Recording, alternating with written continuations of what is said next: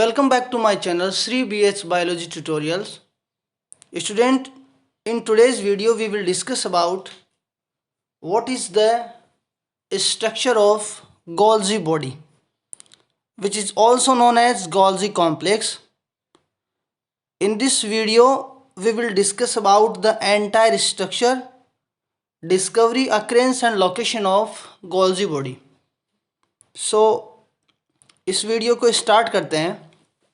सबसे पहले मैं आपको एक बात बताऊं, Golgi body most important organelle है एक सेल के अंदर, जिसके बहुत सारे फंक्शंस हैं। इससे अगले वाले वीडियो के अंदर गोल्जी बॉडी के फंक्शंस के बारे में हम डिस्कस करेंगे। पहले हम इसकी स्ट्रक्चर देखते हैं ताकि आपको अगले वीडियो के अंदर इसके फंक्शन ईजिली समझ में आ सके। देखते हैं गोल्जी बॉडी के नाम, कुछ दूसरे नाम है which is called dictyosome. Golgi body को क्या बोलते हैं? In plant also known as dictyosome and it is also known as lipochondrion. The discovery of Golgi body, Golgi body की डिस्कवरी किसने की? The Golgi body discovered by Camillo Golgi in 1898 के अंदर Camillo Golgi ने in nerve cell of owl, उल्लू की जो तंत्रिका कोशिका है उसके अंदर डिस्कवरी की। और उसके लिए उसने एक मेथड काम में लिया। It can be helpful in different exam, which method is metabolic impression method. By the use of metabolic impression method the Golgi body was discovered by Camillo Golgi in 1898 in nerve cell of owl. ठीक है, अब what is the presence, what is the occurrence of Golgi body? Golgi body कहाँ पर होता है? तो eukaryotic हर एक cell के अंदर होता है, except these are the following. First one is sieve tube of plant. Plant के अंदर जो सीव ट्यूब होता है, जिसको हम एक फ्लोएम का पार्ट बोलते हैं, उसके अंदर गोल्जी बॉडी क्या रहता है? एब्सेंट रहता है। Sperms of bryophyte and pteridophyte, bryophyte के स्पर्म्स में एब्सेंट रहता है ये। RBC of mammals, red blood cells of mammals also are deprived from Golgi complex. Now next is absent in prokaryotes. तो जो प्रोकैरियोट्स हैं उनके अंदर जैसे बैक्टीरिया है, उसके अंदर भी क्या रहता है? Golgi body, Golgi complex absent रहता है। अब बात करते हैं इसकी लोकेशन की, सिचुएशन की। So Golgi body present in cytoplasm. In cytoplasm it can be present in two form. First one is localized form and second is diffuse form. What is localized form and what is diffuse form? We will study these two most important concept in this diagram. So this is the typical structure of a cell. एक cell की structure है। इस cell की structure के अंदर ये इसका nucleus का पार्ट है। न्यूक्लियस की मेम्ब्रेन के साथ में डायरेक्टली अटैच है क्या? Endoplasmic reticulum. ठीक है, इस एंडोप्लाज्मिक रेटिकुलम के जस्ट बीनीथ प्रेजेंट क्या होता है? Golgi complex. गोल्जी कॉम्प्लेक्स के नंबर वरी करते हैं हर एक सेल में। अगर हम बात करें मेमलियन सेल की, तो गोल्जी कॉम्प्लेक्स उन सेल में ज़्यादा होते हैं जिनका फंक्शन एज ए सिक्रेटरी होता है। सिक्रेटरी जैसे हम बात कर सकते हैं पेनक्रियाज कुछ सिक्रेशन कर रहा है, हम बात कर सकते हैं लीवर से अगर कुछ सिक्रेशन हो रहा है लीवर की जो सेल्स हैं उससे। तो जो भी cell as a secretory cell function कर रही है, उन सेल्स से ज़्यादा गोल्जी कंपोनेंट प्रेजेंट होंगे ताकि ज़्यादा से ज़्यादा सिक्रेशन हो सके। अब हम बात करते हैं दो फॉर्म की, एक तो लोकलाइज्ड फॉर्म और एक बोलते हैं हम डिफ्यूज फॉर्म। लोकलाइज्ड फॉर्म एक पर्टिकुलर पोजीशन के ऊपर लोकलाइज्ड रहता है एक सेल के अंदर, और डिफ्यूज फॉर्म एक सेल के अराउंड प्रेजेंट रहता है, एक सेल के जो न्यूक्लियस है उसके अराउंड प्रेजेंट रहता है। ठीक है, अभी हम बात करते हैं इसकी स्ट्रक्चर की। इसकी स्ट्रक्चर के अंदर बेसिकली तीन पोर्शन प्रेजेंट रहते हैं। First one is cisternae, second one is tubule, third one is vesicle. ठीक है, अब देखो सबसे फर्स्ट हम बात करते हैं सिस्टर्नी क्या है। इसकी स्ट्रक्चर को अगर जूम किया जाए तो आपके सामने ये डायग्राम मिलेगा आपको। इस तरीके की स्ट्रक्चर आपको दिखेगी। आप देख सकते हो इसके अंदर डिफरेंट पाउच लाइक स्ट्रक्चर आपको दिख रही हैं, जो एक के ऊपर एक बहुत सारी नेटवर्क की फॉर्म में अरेंज्ड है। ठीक है, ये पाउच लाइक स्ट्रक्चर जिसके अंदर बहुत सारी स्ट्रक्चर एक सिक्के की तरह, स्टेक्स की तरह अरेंज है। इन पाउच लाइक स्ट्रक्चर, सेक लाइक स्ट्रक्चर को हम क्या बोलते हैं? इन सेक लाइक स्ट्रक्चर को हम बोलते हैं सिस्टर्नी। ठीक है, इन सेक लाइक स्ट्रक्चर को हम बोलते हैं सिस्टर्नी। अब ये देखो, सिस्टर्नी क्या होता है? यूनिसिस्टर्नल जो फंजाई है उसके अंदर क्या रहता है? डिक्टियोसोम, और डिक्टियोसोम के अंदर सिर्फ एक ही सिस्टर्नी रहता है। ये एक स्पेशल कैरेक्टर किसके अंदर प्रेजेंट है? ये फंजाई के अंदर। ठीक है, तो तकरीबन ये जो अरेंजमेंट है 3 से लेकर 7 सिस्टर्नी, ठीक है, इस तरीके से अरेंज रहती है।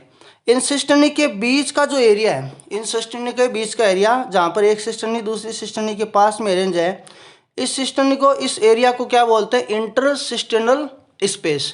क्या बोलते हैं इसको? Inter cisternal space, ICS। ठीक है, it is also known as ICS। So cisternae के अंदर कितने नंबर हैं? ये एक पूरे गोल्जी कॉम्प्लेक्स के अंदर कितने नंबर है उसके बिहाफ पे डिसाइड किया जाएगा कि कितने ICS प्रेजेंट है। अब देखते हैं हम नेक्स्ट मोस्ट इंपॉर्टेंट स्ट्रक्चर को, जिसका नाम होता है ट्यूब्यूल। ठीक है, ट्यूब्यूल एक कॉम्प्लिकेटेड स्ट्रक्चर है, और एक मैच्योरेशन फेज के नियर प्रेजेंट होती है। अब एक नया कॉन्सेप्ट आ गया, मैच्योरेशन फेज, इसको मैं आपको एक्सप्लेन करता हूँ। देखो, ऊपर वाली स्ट्रक्चर के अंदर आप देख रहे हो कि एक फेस जो इसका किसके नियर प्रेजेंट है? एंडोप्लाज्मिक रेटिकुलम, या हम ऐसा कह सकते हैं कि गोल्जी कॉम्प्लेक्स के अंदर कुछ पोर्शन किसके टूवर्ड्स प्रेजेंट है? न्यूक्लियस के टूवर्ड्स। और हम बता सकते हैं कि कुछ पोर्शन कहाँ पर प्रेजेंट है? एक सेल मेम्ब्रेन के पेरीफेरी के टूवर्ड्स। ये सेल मेम्ब्रेन की पेरीफेरी बता सकते हैं हम। ठीक है, तो 2 पोर्शन हो गए इसके अंदर। ऊपर वाला जो पोर्शन जो आपको यहाँ पर दिख रहा है, जो न्यूक्लियस की टूवर्ड्स है, उसको हम सिस फेज बोलते हैं। क्या बोलते हैं? सिस। यहाँ पर बोल रखा है सिस फेज।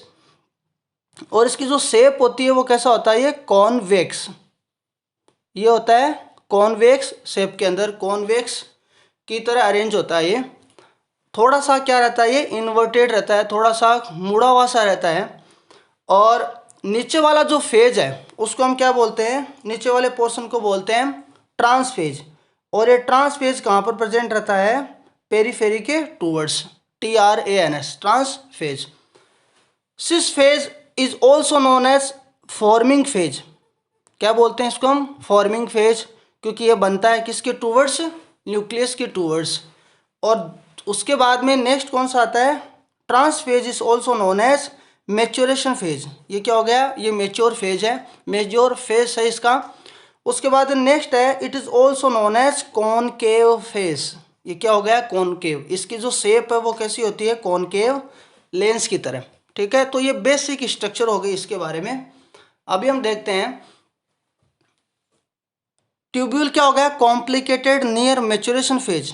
धीरे धीरे जैसे देखते हैं कि इसका जो ट्यूब्यूलर पार्ट है, ट्यूब्यूल की तरह जो अरेंजमेंट है वो क्या हो जाता है? कॉम्प्लिकेटेड हो जाता है। किसके नियर? ट्यूब्यूल की तरह का जो पार्ट है वो कॉम्प्लिकेटेड हो गया किसकी तरफ? मैच्योरेशन फेज की तरफ। ठीक है, and which is also found by fenestration. Fenestration का मतलब होता है कुछ ओरिजिन होता है, कुछ इसकी सेल के अंदर चेंजेज आते हैं, कुछ इसकी बॉडी के अंदर चेंजेज आते हैं, कॉम्प्लेक्स स्ट्रक्चर के अंदर चेंजेज आते हैं, जिससे एक आउट ग्रोथ होती है।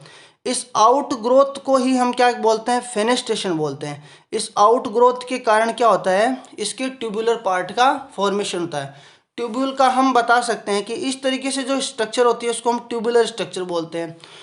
ठीक है, तो ये जो स्ट्रक्चर कब बनती है? जब इसके अंदर कुछ ऐसा मॉडिफिकेशन हो इसकी मेम्ब्रेन के अंदर, इस गोल्जी कॉम्प्लेक्स के मेम्ब्रेन के अंदर, जिसकी वजह से ट्यूबुलर पोर्शन का फॉर्मेशन होता है। Next third most important part of Golgi complex is vesicles, small sac like present on the tip of tubules. तो ये जो ट्यूब्यूल आपको दिख रही है उनकी टिप के ऊपर क्या प्रेजेंट है? देखो, ये वेसिकल लाइक स्ट्रक्चर प्रेजेंट है, जो either it can be directly attached और it can little bit separated from tubular part of Golgi complex. I think it is clear for you. Now vesicle. Now vesicle is most important thing is the vesicle can be two type. First one is smooth and second can be coated. Now what is the basic difference between smooth and cortex? You will completely understand if you will understand the functions of Golgi body. But at first you should little bit learn about smooth and coated vesicle. Smooth क्या है इसके अंदर?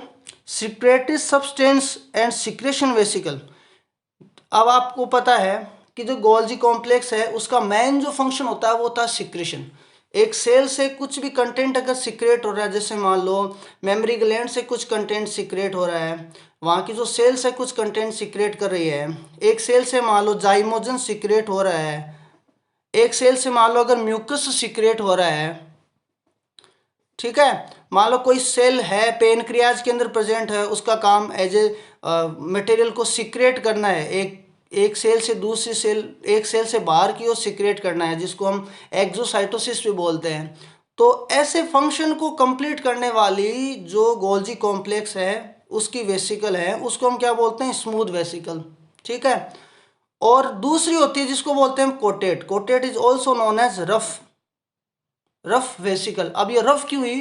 क्योंकि इसके चारों ओर किसका network बन जाता है? एक प्रोटीन का नेटवर्क बन जाता है. इसका एक सिंपल सा एग्जांपल क्लेथ्रिन. तो फिर डिफरेंस क्या हुआ स्मूथ और कोटेड में?